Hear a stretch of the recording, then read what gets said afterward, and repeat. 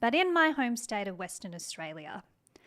They are the first state to launch a purely digital firearms registration system called the WA Firearms Portal. You might have seen me screaming about some of the already data breaches that we've seen come out of this.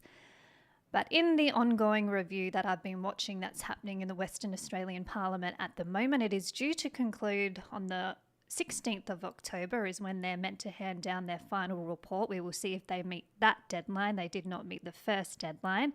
Didn't even bother to tell us that they weren't going to meet the deadline to a blue pass, but rules for thee, not for me. So one of the conversations that has been happening in the Parliament as part of this review is the new WA Firearms Portal system, specifically in relation to the digitised aspect of the laws. Now, throughout my legal action campaign against these gun laws, and this was one area that I was bombarded with people complaining and very uncomfortable with the entire process. So no more paper system. It all had to be done online.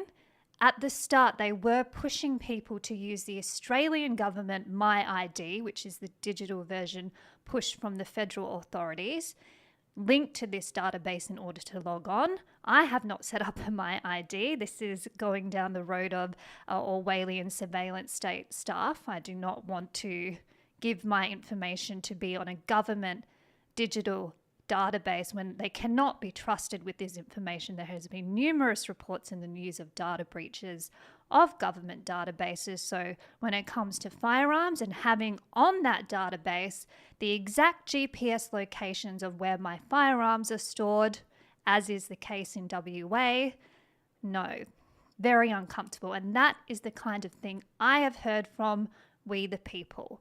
They do not want digital ID or a digital registry with their information on it. Full stop.